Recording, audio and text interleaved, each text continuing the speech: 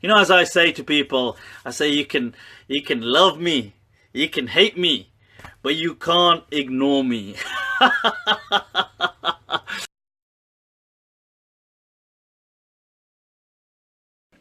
Alright, what is the opinion on nazar, evil eye?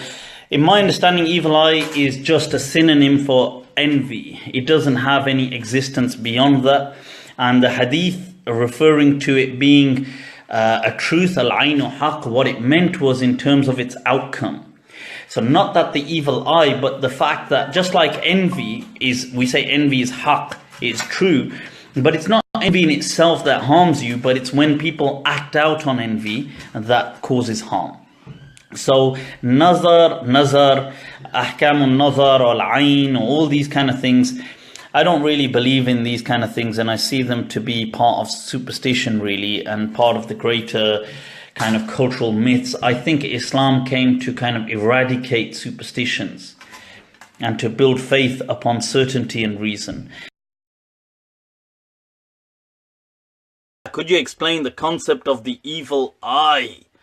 Ya salam. Ammar, shukran for answering. You can hear me okay? The evil eye, people, the evil eye. Well, I don't actually believe in things like the evil eye or these kind of superstitious things. I know many people do. I get that. I don't believe in it myself, however. Now, people may say, let me put this on, man. Look at this in this study. It's this time, I tell you, winter is coming. Huh? We can feel it here. So, right now, the evil eye. That's a good question, because when you see the Sharia, Islam came to kind of, in essence, guide people towards Tawheed, the oneness of Allah, and that benefit and harm comes from Allah alone.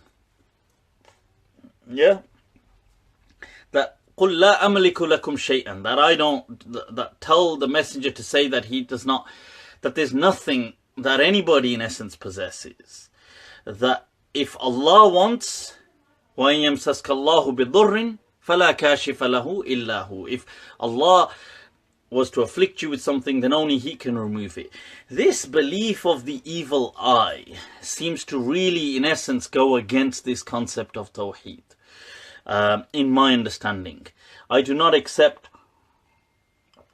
this to be valid. People will say, yes, but there are some ahadith to do with this. There are indeed. And I'm not denying the ahadith. There's a hadith, al-aynu haq. There's another interesting one that something along the lines, لو كان شيء يسبق القدر لكانت العين, or something along those lines, that if there was something that would precede destiny, it would have been the eye. But this hadith is redundant, because it's saying were there to be, meaning there isn't. But coming back to the other hadith, the al-aynu haq, that this hadith does exist, and that the eye is true, the Prophet ﷺ warned people. What did he mean by this? What he meant, in my understanding, what the Prophet meant and what people understood from this today are two different things. The Prophet meant the word al-ayn synonymously with the term al-hasad, envy. Okay, that envy, al-ayn, is true, that you should beware of it, bi'tibar al-ma'al, in terms of its consequence. So consequentially speaking, the evil eye should be beware of, meaning the coveting, the kind of jealous, that eye of greed and envy should be, we should be cautious about it, because it's not the actual eye, just as envy. You see, when we look at Surah Al-Falaq, and Allah says in the Quran, قُلْ أَعُوذُ بِرَبِّ الْفَلَقِ مِنْ شَرِّ مَا خَلَقَ, that I seek refuge in Allah from the evil things that are in creation. Allah then goes on to say, وَمِنْ شَرِّ حَاسِدٍ إِذَا حَسَدٍ, and from the evil of the envious as he is, the evil of the one who envies as he is envious. Now, what does this mean? Because envy in itself cannot harm you. So if I'm jealous over here and you're sitting over there, my jealousy in itself cannot be of any harm to you. Because I'm just burning up, going, oh, as many haters out there. Right? To all of them who hate, look, it's in my left hand. Right? So, the thing is, right, the point is that envy in itself is not harmful. What the Prophet or what the Quran is warning you against, although it's saying I seek refuge in the envy, from the envy of the envious, as he is envious, as he is having that idha hasad, when he's having this envy, because it's not the action, it's not the emotion, but what the actions that will follow that envy. So it's when that person acts out on envy that you're actually seeking refuge of. And this thing, typical Pakistani, always late. Hell yeah, I can't go against being Pakistani now, can I? I've got a reputation to maintain, god damn it. Imagine I started coming on time, people would be like, what the hell? People will be like, what just happened here? And as I often say, punctuality is just a virtue of the mediocre. You know, and we have class. So the thing is, anyway, coming back to this, envy in itself, the same way in that verse, many things. You see, قُلْ أَعُوذُ بِرَبِّ الْفَلَقِ مِنْ شَرِّ مَا خَلَقَ وَمِنْ شَرِّ غَاسِقٍ إِذَا وَقَبَ. And the nightfall, seeking refuge from nightfall as it occurs. What does night do to you? What is the darkness? Darkness in itself doesn't just pounce on you and eat you up or something. I mean, but it's people who will use the nightfall as a cover and a shield to conduct atrocities. So this is a metaphor. So Allah is using something. It's not the actual nightfall that is a problem, but it's what takes place during nightfall. It's not the actual envy that is an issue, but what takes place as a result of that envy. So it's not the actual I that is the issue, but the envious I, what will follow from it, is something that we should be cautious of.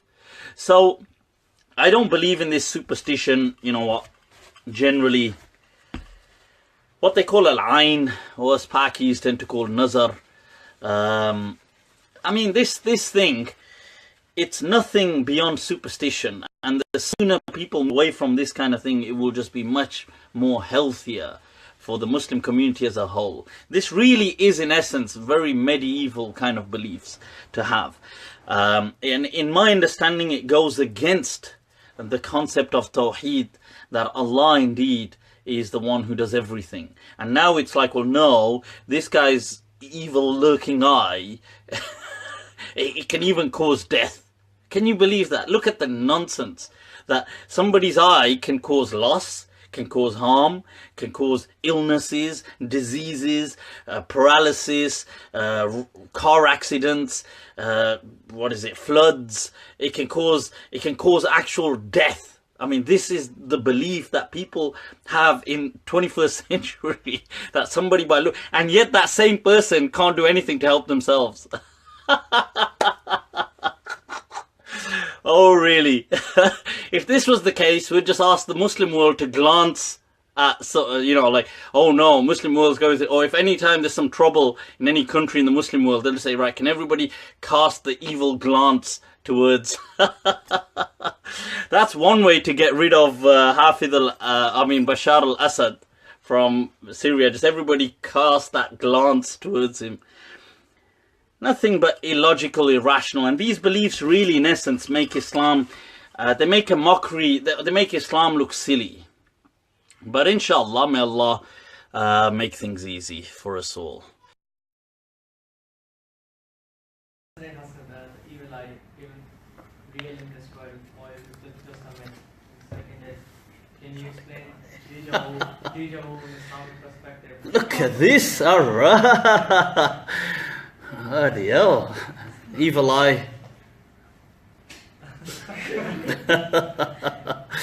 Right, so it is I, the evil eye.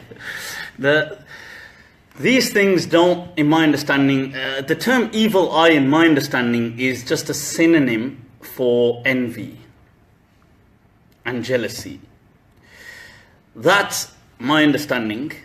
Many people seem to want it to be something else with mystical, magical, evil, actual powers, physical powers that can kill people, collapse buildings, strike thunderbolts, cause cancer, cause poverty, cause the economic crash that we had. It can. This is what people believe, but somehow, obviously, then they're asked the question that, well, why? Go on then, do it then. But it should be on standby. So then they say, well, no. The answer to that is it's involuntary. So even the agent, the perpetrator, involuntarily is doing this, so he can't be asked to perform it on standby. This is, in my understanding, medieval kind of pre-medieval and medieval beliefs. This is it's unfortunate because it brings Islam into disrepute. Having these kind of beliefs, people bring hadith to show to show the evidence for things like evil eye. Now, see, the thing is, the hadith they bring, al-aynu haq. Okay, this, first of all, nobody is denying, there's no problem in understanding this, because al-ayn just means envy. Or it means jealousy. And when the Prophet ﷺ said that it is haq and you should beware of it, he was speaking about what we call, and Imam Shatibi has a whole section on this, what we call, a lot of angry faces on there. Evil eye. Sorry, just for my... right, so all those angry faces, you're going to get some The thing is that this is what we call i'tibarul ma'al. What Imam Shatibi and many people say, in terms of its consequences, it is a reality. So it's not a reality, like envy in itself doesn't do anything. It's when you act out on it that it does something. It is dangerous. So where is the evidence? Well, we have this book called the Quran, you see. So if you look at Surah Al-Falaq, and Allah says, "Qul a'udhu bi rabbil falaq," and this is teaching you to seek refuge, min sharri ma khalaq, and that you seek refuge from the bad, evil that has been created, or the bad that has been created, and it goes on. And it says, "Wa min sharri hasidin idha hasad," and I seek protection from the envy of the person when he's being envious. I mean, tell me, what person being envious doesn't harm you? Like, if I'm burning in my heart right now, see, I'm seeing this guy just looking so chill, just thinking, managing to daydream.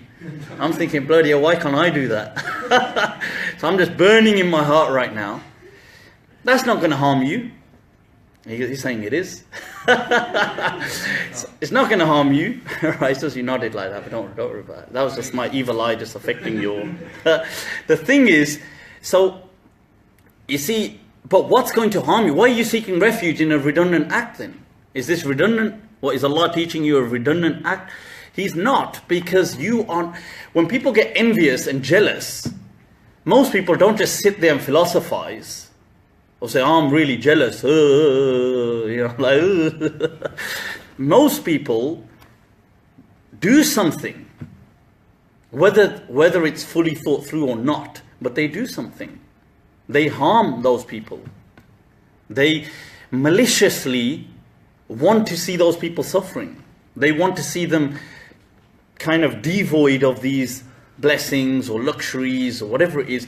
And many crimes are hate crimes, are committed out of, I mean, you get hate crimes which are done also out of kind of fear, but you get hate crimes out of jealousy as well. You get, right throughout the world, countless crimes are done as out of jealousy. Huge part. Just look right through, especially other parts of the world. People will destroy things. You'll get people, they'll damage other people's vehicles, damage their properties, damage people, murder, throw acid in the faces of people. All this kind of stuff goes on out of jealousy. They just can't take that they don't have something and somebody else has it. So this is what you are seeking refuge from. Min sharri hasidin idha hasad. Otherwise, when the person is having envy, sitting there being envious is not harming you in any way. But most people don't just sit there. So when the Prophet said al-ainu haq, that envious eye is true, like you should be wary, he was speaking about it, the person acting out, as they do in most cases. So that explains, and people bring this, they bring, you see, you have to remember the things that will be truly authoritative are from the Quran or from the Sunnah, clear, conclusive evidence. Not hearsay, not just interpret. People say, oh, in Yusuf alayhi salam's time, in the story, he says, وَادْخُلُوا مِنْ أَبْوَابٍ مُتَفَرِّقَةٍ, go through different doors, I want you to be safe. So some Mufassirin said, oh, he said to the sons, go through different doors because he's so good looking. I mean, that doesn't say that in the Quran. Some person said it, okay, it was his interpretation. Most likely, you go in as a crowd, you're foreigners, you might get, picked on, people might see you as a threat, they might kind of dislike you immediately. There's a number of ways of interpreting why he was telling his sons, when you go into the king's palace, don't all go in as a crowd, like kind of disperse and go in. It didn't have to. So just because some person, or even if it was a companion, interpreted this as that may have been because of the evil eye, that is not necessarily authoritative within the Sharia. That's an opinion. I'm not saying nobody has this opinion that evil eye I actually began by saying many people believe it's an actual thing that causes wizardry and does things like this, but that's not proven. And it's actually not only does this clash with reason, with science, I believe it clashes with the faith, and it causes a world culture, a Muslim world culture of superstition. You get ridiculous, dumb things being said. People go, oh my God, I gave evil eye to my child, now my child is like this. It's like, what the hell is wrong with you? Oh my God, I can't even, I've had people say, I can't even appreciate little things in life, like, because I might give it the evil eye. So the people who reference hadith for these are those fake hadith, false hadith? Okay, right, the thing is, there are many hadith which are weak. So the things like the hadith that the eye has sent many people to the grave and things like this, that is not an established hadith. But there are sahih hadith to do with the evil eye. But what I'm trying to say is the evil eye here, when the Prophet is saying beware of the evil eye, or he's saying that the eye has a reality to it, the evil eye has a reality to it, what he is talking about is envy. So as long as you understand that, there's no issue. That's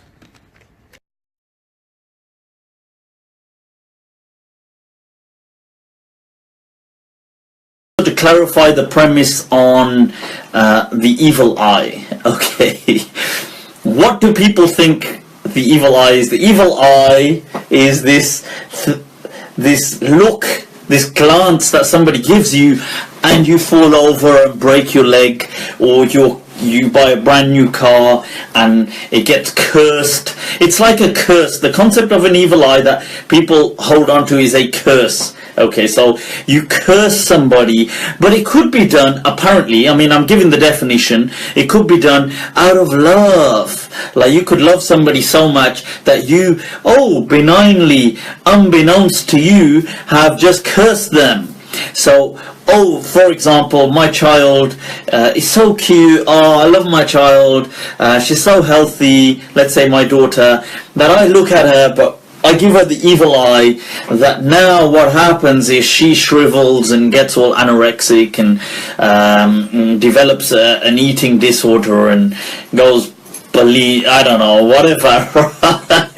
But the point is, this to I'm walking past a house one day, I go, oh, what a beautiful house, and the house collapses. Or I say, oh, these people are having so much fun, and then they have an accident and die. And I put that down to my doing because I've got the evil eye, right? These things do not exist, okay? I hate to break it to people, hate to burst their bubble, but these things do not exist, okay? Right, so just to set, I want you to know the answer, okay?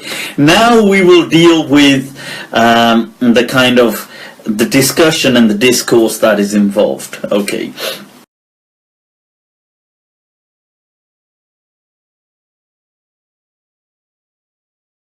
Now the thing is about the evil eye. The evil eye, people. Yes, once again, another misconstrued event, and the same thing. It became a victim of theological turf wars. Because the Mu'tazila mocked it. You see, God damn the Mu'tazila, honestly. The Mu'tazila, do you know what? The Mu'tazila, because they just caught on to certain dumb things that good people were doing, and they mocked them. So what happened is, as a consequence, Ahl Sunnah people reinforced them just to get back at them.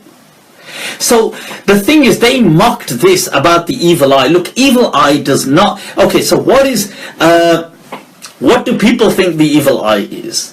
Evil eye, they think the evil eye is like, I look at somebody and now something bad happens to that person. This can be done from good intentions or bad intentions. This is what people believe.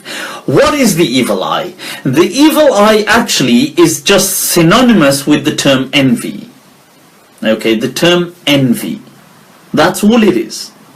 So when evil eye comes in a hadith, what the Prophet was talking about was envy.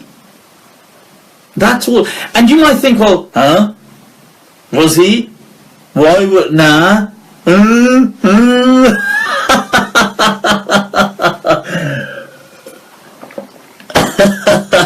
So, look, let me give you an example. You take the word jinn. Now, the word jinn in Arabic actually means the unseen. So Sheikh Mustafa bin Hamza, in his lecture on this, when he says, look, there is a hadith that the Prophet ﷺ said that some people fall ill from causes of the jinn. He says here, this was clearly misunderstood. Jinn was not jinn, jinn was the unseen. Which today you would say, oh, is things like microbes, viruses, bacteria. He wasn't talking about jinn as in the creation made out of fire and that Allah talks about as a separately in the Quran. He meant the word jinn as in the unseen. This is what Sheikh Mustafa bin Hamza teaches in his lecture. Now, you might think, what a stretch. But I ask you, is it, look, when you hear about, for example, the Iblis in the Quran, and it says, Iblis, وَكَانَ مِنَ الْجِنِّ فَفَسَقَ عَنْ أَمْرِ رَبِّهِ, and he was from the jinn, and he disobeyed the commandments of his Lord. Yet, Imam Nawawi, Qurtubi, so many people write, oh, the majority, Jamhur, ulama of Islam, say that he was not from the jinn. That Iblis, they say he was from the angels, which I don't believe, by the way. I believe he was from the jinn. But they say that many, countless scholars, Imam Nawawi, all these people say he was from the angels. He wasn't from the jinn. And they say this verse of the Quran, Kana minal jinn. Look, here's a clear verse of the Quran. Kana was from minal jinn, from the jinn. They say, oh no, jinn here is very clear. It means the unseen. Because that's what linguistically the jinn means. So this understanding of taking words like this with, not with the absolute literal meaning or with other meanings that it has as well, was commonly done. The only problem has been, like I said, when certain sects mocked it. You see, the Mu'tazila, when they latched onto these kind of dumb beliefs and mocked them, the reaction is what we are suffering from today. The Mu'tazila died out centuries ago. In Qurtubi's time, which was 800 years ago, I mean, about 700, about 800 years ago, he says, look, back then, he says that the Mu'tazila in his time no longer exist. So why are we today still carrying on these insecurities? We need to realize that Islam came to eradicate superstition. It came to teach us. People say we need to learn Aqidah. I agree, God damn it, we need to learn Aqidah.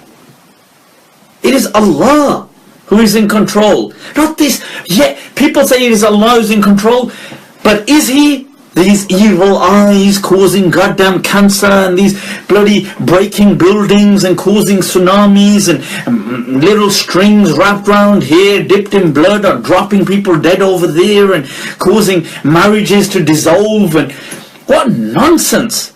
What kind of a mythical religion have you turned? See, this is it, isn't it?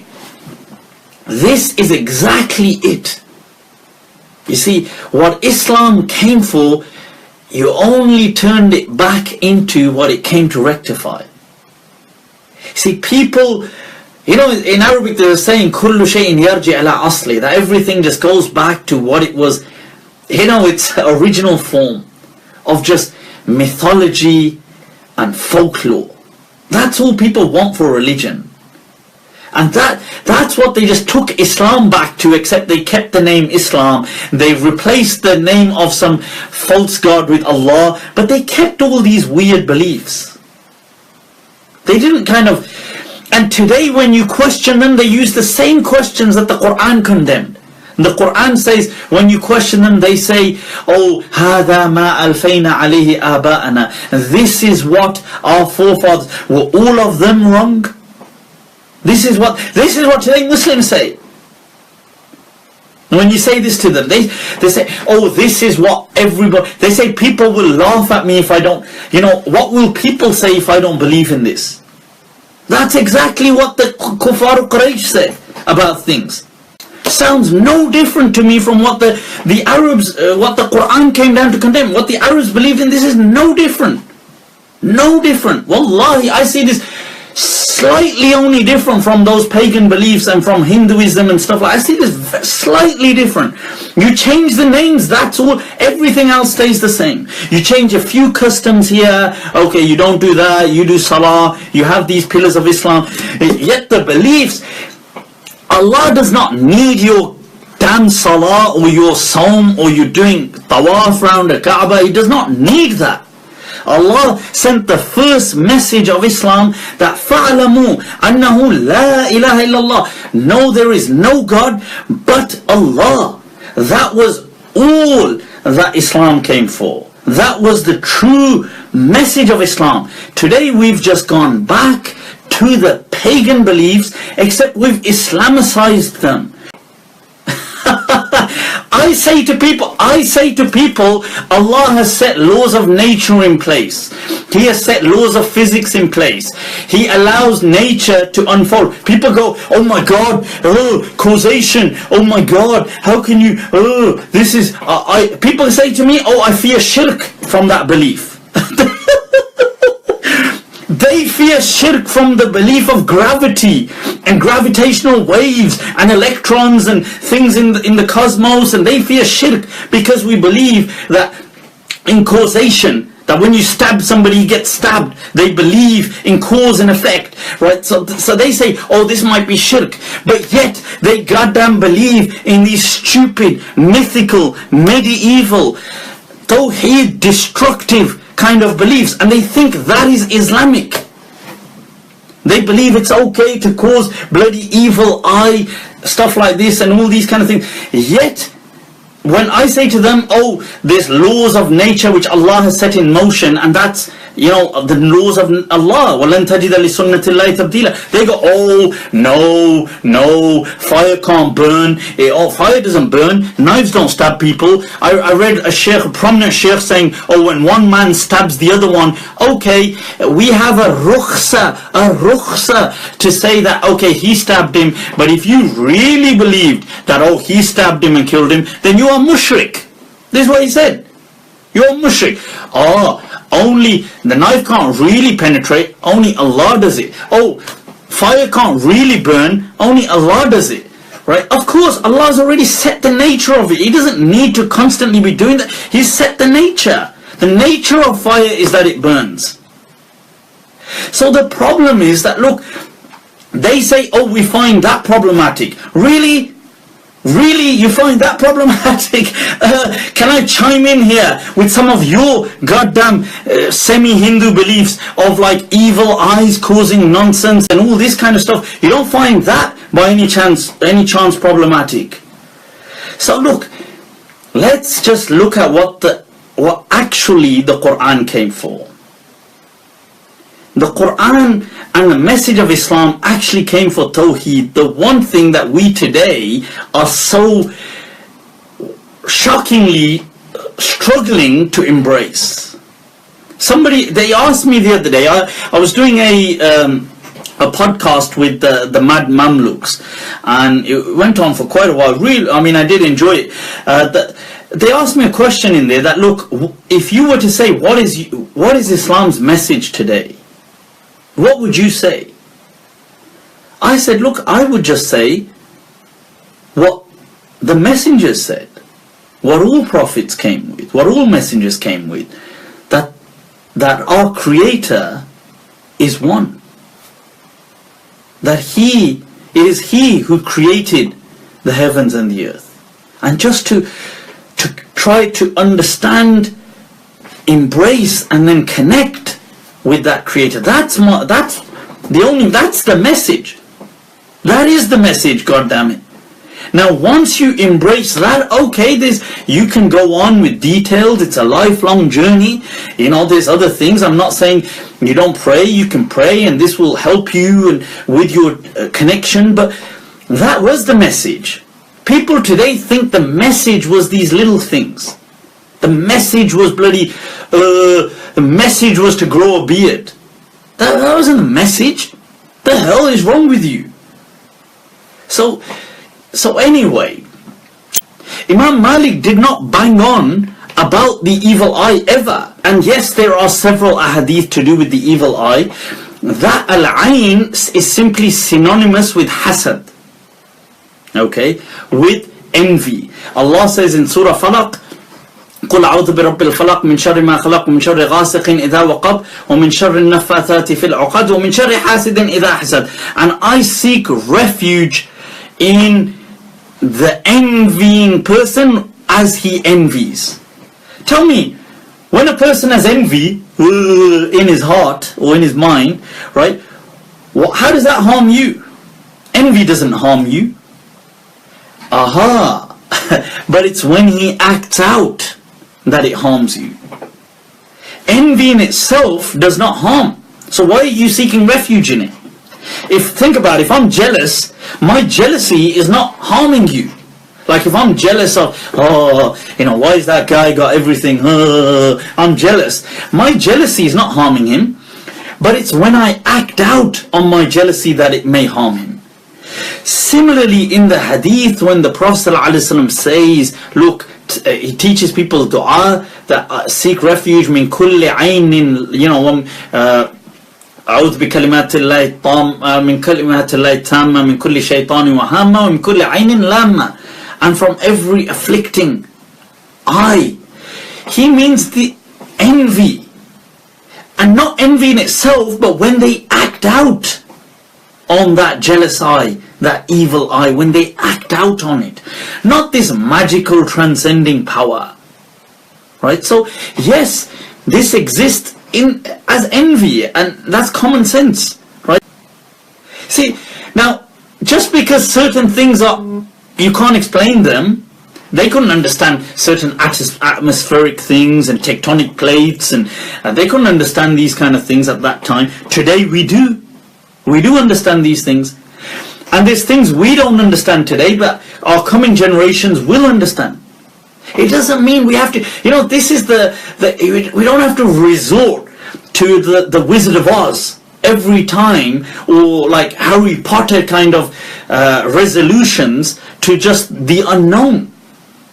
Like, try to look, there will be things that sometimes we can't explain, but we can try to figure them out. Let science try figure things out. If you know the laws of nature, if you study physics, or let people who are specialists that have spent their entire lives dedicated to these things in trying to figure them out. But this is you basically. You've got experts who have spent their whole lives working on forces, and they're trying to explain things, and they've studied things like quantum physics and the quantum effects and molecular kind of sciences to such intricacies, and dedicated years and years and so much millions of pounds in research. And they're trying to figure out these, let's say, certain kind of phenomena, and along comes you, and just floated around in life, done nothing. Oh, I'll explain it. That's actually, it's evil. It's just an evil eye that did that.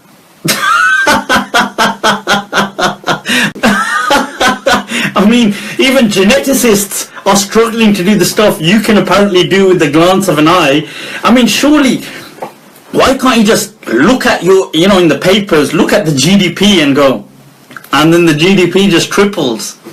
Go, God damn, this year Pakistan tripled, quadrupled its GDP. Why? Because, Baba Nek Bakht Al-Qalandari, right? He read the newspaper, the Jung newspaper, he gave it that benign glance, and before you knew it, ladies and gentlemen, the GDP had quadrupled. Allahu Akbar. Never heard anything like that happening. So anyway, it's always evil things, isn't it? Never anything nice happens like that. Have you ever heard anything nice happening like that, by the way? Like, wow, I looked at his car and then it turned into a Porsche. Or, wow, like I looked at this disabled kid and all of a sudden he became able-bodied. I mean, you never see anything nice happening. Like, I mean, surely there should be an opposite then. Like, if they can cause something harmful, why can't they cause something good? Like, for God's sake, employ these bloody people. Employ them and the chuf baba. Put them together in we can resolve the goddamn NHS crisis. Now, I ask you, is that not, in itself, doesn't that raise questions? So look,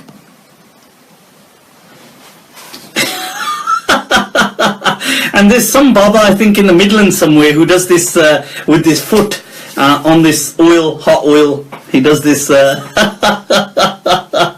kind of foot fetish thing he's got going on, where he kind of rubs his foot in the oil first, then on the bodies of usually women, and then he cures them from whatever whatever they're suffering from.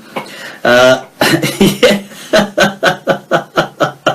So anyway, yeah, all I would say to you, it's natural to sometimes fear the unknown. You can get frightened. This is why those du'as have been made. It's important to memorize those du'as and read them at that time of doubt. Because this fear that you have, it can be extinguished through these rituals, which are like ritual protections. You see, so you read that dua at the same time you remember Allah, and at the same time it kind of extinguishes this doubt. It serves as something like a go-to. So even in psychology they teach you today, you can have these kind of like safe havens, these kind of go-tos, and this is why these du'as were taught. Some of those du'as, look, you can find these books like, I think it's Fortress of the Believer and stuff like this. They have Sahih du'as in there. But there is a du'a, like, for example, if a person read after Subah, which is in the Fajr, or after Maghrib 3 times, بسم الله الذي لا يضر مع اسمه شيء في الأرض ولا في السماء وهو السميع العليم, that in the name of Allah, in whose name nothing can harm you in the heavens or the earth, and He is indeed all-knowing, all-hearing. Now that you read that 3 times, Bismillah alladhi la yadurru ma'a ismihi shay'un fil ardi wala fis sama' wa huwa as-sami'ul alim, and you read that 3 times, and that kind of, you see, these things are sometimes important because we are, one, we believe Allah protects us anyway, but because we are weak, and sometimes we get frightened by things we can't explain. So they're to strengthen us. They're like a kind of go-to. And if you ever find yourself falling victim to superstition, there is a dua, Allahumma la tayra, Allahumma la tayra illa tayruk, wa la khayra illa khayruk, wa la ilaha khayruk. That there is no superstition except like coming from you, meaning that there is nothing auspicious or that can be an omen except you are everything. Wala khayra, nothing good except through you, and there is no God except you. Allahumma la tayra illa tayruk, wala khayra illa khayruk, wala ilaha khayruk. And sometimes, look, we all can be impacted. Sometimes me, like I, unfortunately, growing up, was very superstitious, and I have to say I hated some of the superstitions that I had fallen victim to. All these kind of superstitions of bad luck and good luck, and more bad luck, and things like if you see this, and sometimes associated with number of birds, and this is as a I don't know, maybe I was about 12, 13, things like that, 14 maybe. I believed in stuff like bad luck, good luck, and bad luck more so, and unfortunately, and you think this is gonna, and I have to say I wasn't necessarily practicing until later on, and one of the greatest things that Islam did for me was to liberate me from these kind of superstitions. And I have, you know, and over time, like if I ever felt, oh no, like fearing a superstition, these du'as were what really helped me in overcoming those things, like Allahumma la tayra illa tayruk, wa la khayra illa khayruk, wa la ilaha ghayruk, and things like this, until you can, you know, it's like you know, it's like children, they have that kind of, the toddlers have that kind of, I forgot what you call it, but that walking frame or whatever it is that you kind of put them in, but it's to help them, it's to help you until you can walk. So whilst you are weak, but you use these kind of things until you become strong, and these things have no impact on you. Alright people, inshallah, I'm going to leave you to it. If you have any questions, you can reach out to me on Facebook, on Twitter, under my name, Mufti Abu Layth. If you're not already following me, follow me, add me, inshallah, stay in touch with anything I'm up to. You can also add me on Snap, Imam 2014 2014. I will try to answer any questions that you have, inshallah. If you do like any of this, do like this video if you can, share it, and put any positive comments, get it out there. Let's try and get this, inshallah, out there. Right, so till next time, take very good care of yourselves. Remember me in your du'as. Assalamu alaikum wa rahmatullahi ta'ala wa barakatuh.